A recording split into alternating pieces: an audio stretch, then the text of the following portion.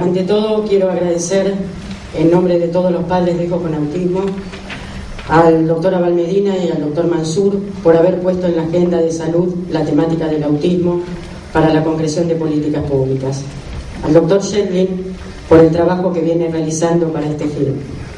Al Ministerio de Educación de la Nación, al profesor Alberto Sileoni y a su directora de Educación Especial, la licenciada Ana Moyano, por haberse comprometido junto al Ministerio de Salud de la Nación a trabajar de manera conjunta en políticas públicas para autismo, entendiendo que para todos nuestros hijos la salud y la educación son un binomio indisoluble para la recuperación de todos ellos.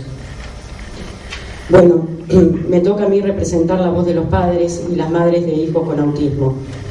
Por eso voy a intentar explicarles en líneas generales el reto que significa tener en la familia un integrante con esta condición.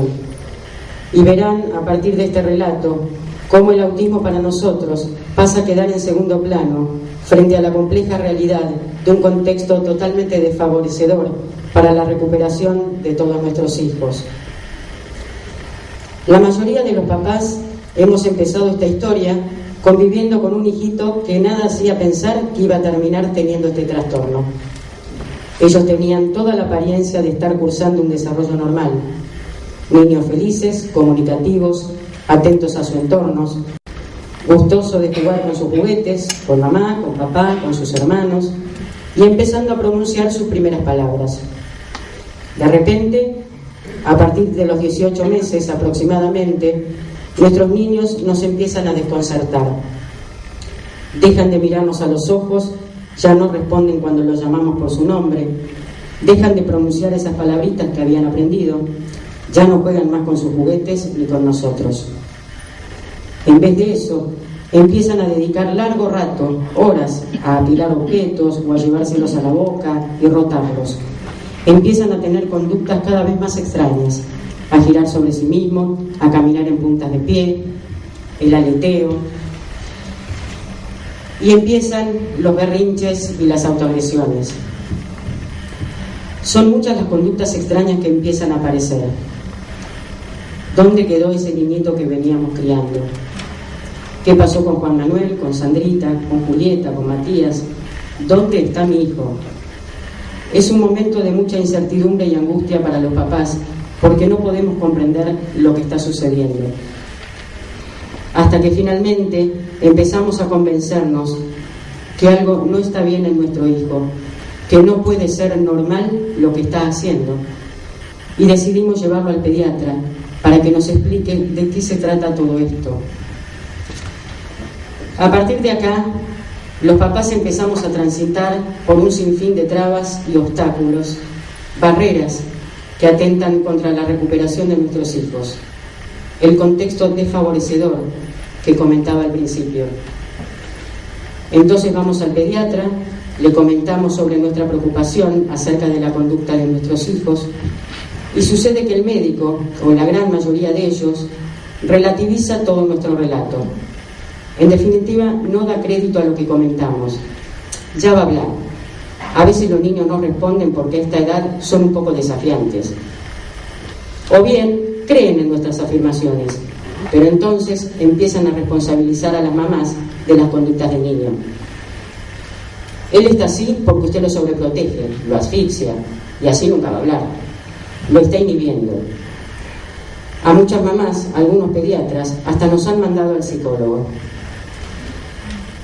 Entonces estamos con un hijo que tiene conductas que no entendemos y no sabemos ni podemos manejar, y con médicos que no nos dan una respuesta, no nos creen o nos responsabilizan por ello. Es así como demoramos tanto hasta llegar a conseguir el diagnóstico de autismo o TGD. De más está decir la importancia que reviste el diagnóstico temprano, como decía el doctor Ruggeri, y un abordaje terapéutico adecuado en la primerísima infancia. En este punto ya venimos demorados, porque el pediatra nunca pudo sospechar la posibilidad de algún tipo de problema del desarrollo. Pero nuestro hijo sigue mal, y empezamos a deambular por consultorios, a visitar profesionales que nos puedan dar la respuesta que estamos necesitando. ¿Qué le pasa a nuestro hijo? Bien, después de tanto peregrinar, al fin dimos con el diagnóstico. Duro, cruel, difícil de asimilar, pero además vivido con mucho alivio.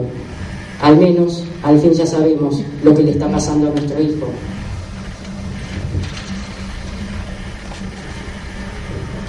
Ahora el neurólogo o el psiquiatra infantil que supo diagnosticar a nuestro hijo nos indican los abordajes terapéuticos que debe hacer y nos pide enfáticamente que no demoremos en llevarlos, ya que no puede perderse tiempo para ello.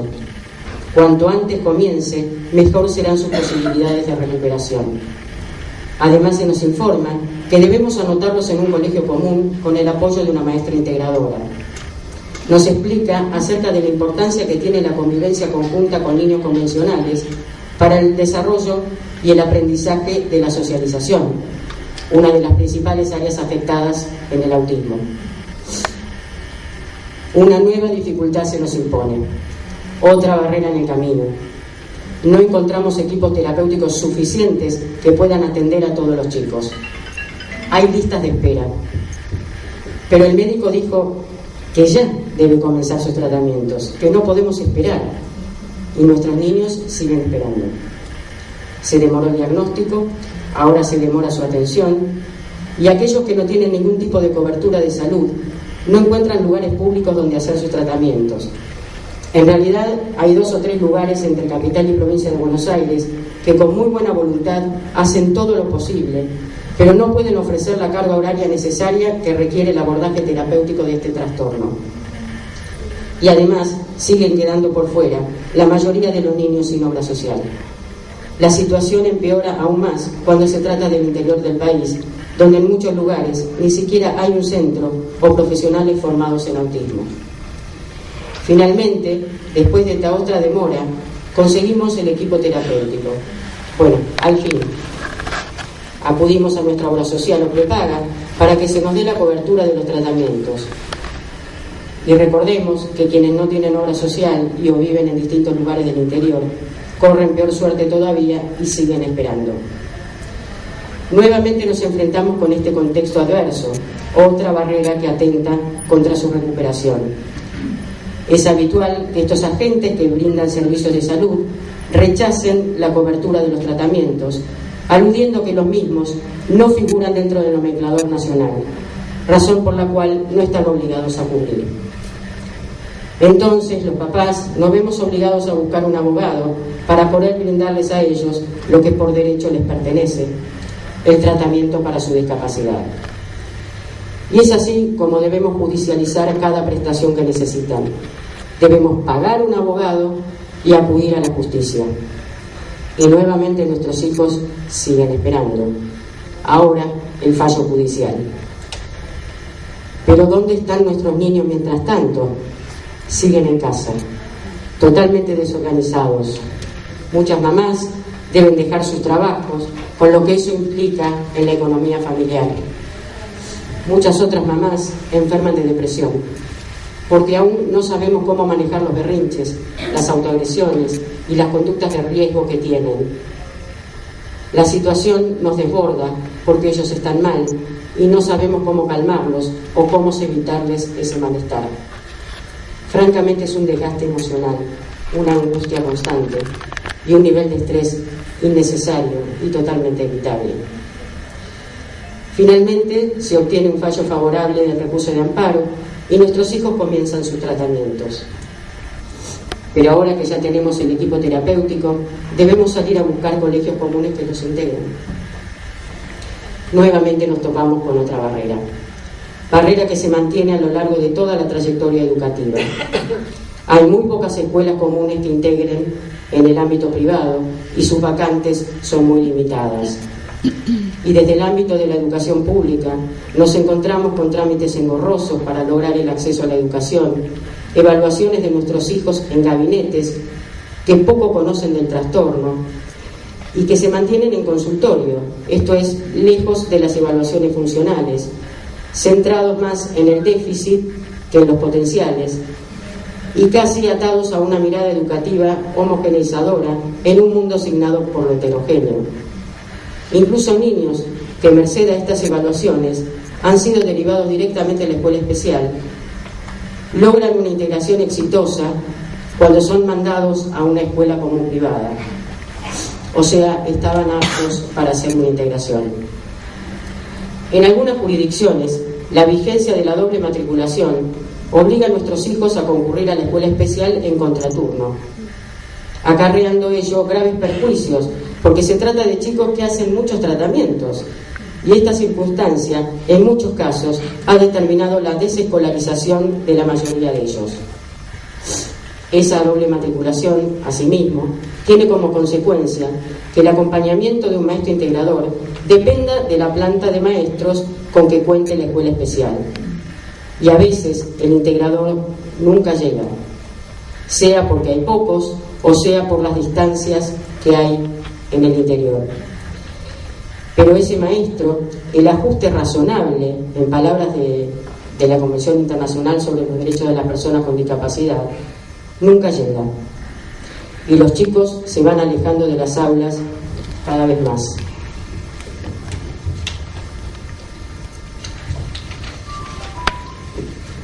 Pero con respecto a la escolaridad, queremos aclararles que tampoco la modalidad de escuela integradora nos satisface en su totalidad. Muchos de nuestros niños quedan sin la posibilidad de interactuar con sus pares convencionales por múltiples motivos. Entendemos que la única modalidad de educación que debe existir para todos es la escuela inclusiva. Todos los niños, presenten la dificultad que presenten, deben convivir en un mismo establecimiento educativo. Si pretendemos hacer políticas inclusivas en general, no podemos seguir separando a los niños en distintos establecimientos por sus diferentes competencias o capacidades, ya no a esta altura de la historia. La educación especial y la educación común deben convivir en una misma institución educativa. Los niños que no puedan permanecer toda la jornada en el aula común tendrán la posibilidad de acudir a un aula especial que adapte los contenidos pedagógicos y la modalidad de aprendizaje a sus capacidades y necesidades. Luego compartirá con sus pares aquellas asignaturas que sí pueda realizar, como gimnasia, dibujo, música, y podrá compartir con ellos también los distintos espacios del ámbito escolar, como los recreos, los almuerzos, las excursiones, los actos escolares, etc. A medida que avanzamos en el nivel educativo, la integración se hace cada vez más complicada y difícil, si no imposible. Las escuelas secundarias prácticamente ninguna hace integración. Y finalmente terminan en secundarios especiales, sin ninguna razón que lo justifique desde las capacidades cognitivas del joven. Luego, aquellos adolescentes que quieren continuar sus estudios, tanto terciarios como universitarios, porque su capacidad cognitiva se lo permite y es ese su deseo, no pueden hacerlo por haber egresado de una escuela especial. Nuevamente las trabas y las barreras ahora en la educación y la futura formación profesional. Finalmente nuestros hijos siguen creciendo. Ya hemos tenido tantas dificultades desde niños con los diagnósticos, con los tratamientos. Ahora que ya son adolescentes y jóvenes, las posibilidades de seguir desarrollándose son prácticamente nulas.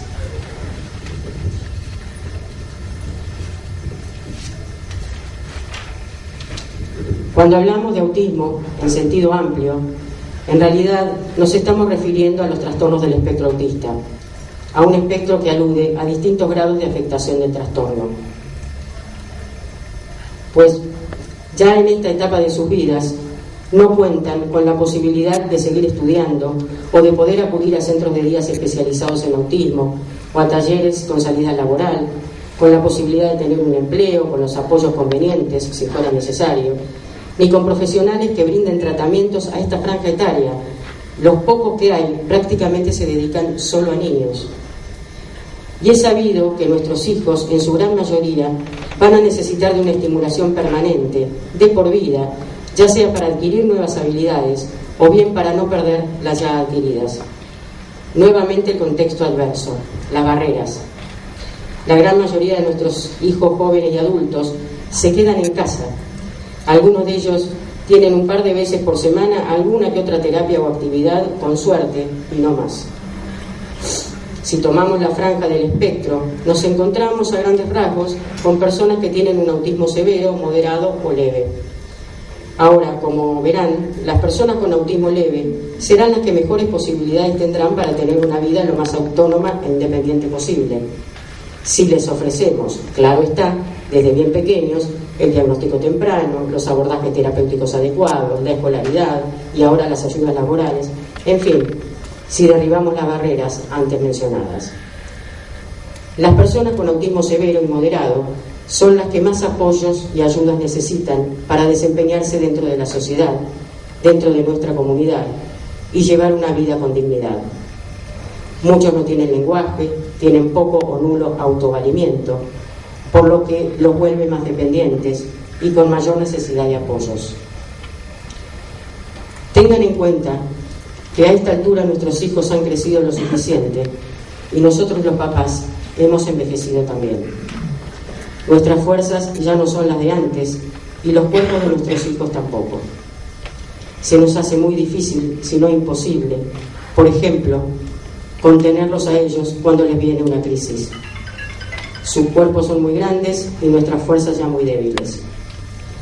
Si ellos tuvieran un centro de día especializado donde acudir, tendrían su tiempo más estructurado, seguirían recibiendo la estimulación adecuada, sus tratamientos y la contención para estos momentos de crisis que nosotros ya no podemos contener. Y otra gran preocupación que también nos quita el sueño a todos los papás es no saber dónde van a ir a vivir nuestros hijos cuando nosotros ya no estemos en este mundo para cuidar de ellos. No hay viviendas preparadas para adultos con autismo. Como verán, la mayor parte de los problemas que se nos plantea a todos los papás con hijos con TEA no deviene precisamente de la propia discapacidad. Proviene, como dice la Convención Internacional sobre los Derechos de las Personas con Discapacidad, de las propias barreras debidas a la actitud y al entorno, que finalmente terminan por generar mayor discapacidad allí donde no la había. Todas estas barreras les suman mayor discapacidad a nuestros hijos porque les impide desarrollar al máximo todo su potencial. No hay razón que justifique esta situación. Debemos derribar estas barreras para que los derechos humanos fundamentales de todas las personas con autismo, como el derecho a la salud, a la educación y a una plena inserción social, no sigan siendo sistemáticamente violados.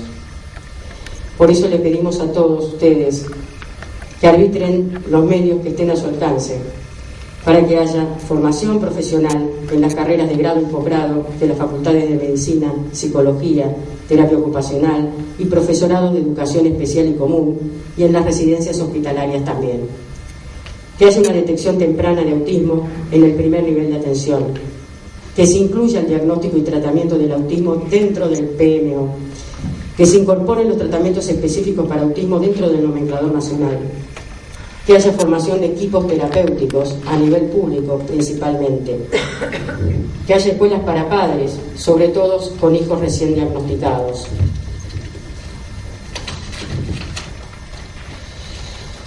También pedimos que haya talleres para hermanos, porque ellos también necesitan de la ayuda y la contención profesional. Que todas las escuelas en sus 3 niveles, como los terciarios y la universidad también, sean inclusivas. Que haya centros de días especializados en autismo, que haya talleres laborales para jóvenes con autismo, que haya empleos con los apoyos que fueran necesarios, que haya viviendas con apoyos adaptadas a las necesidades de los adultos con TEA. Necesitamos también una campaña masiva a nivel nacional de difusión y concientización sobre los TEA para lograr una efectiva inclusión social de todos nuestros hijos. Y por último, necesitamos que hayan leyes que protejan y garanticen todos los derechos de nuestros hijos con autismo. Eso es todo. Muchas gracias.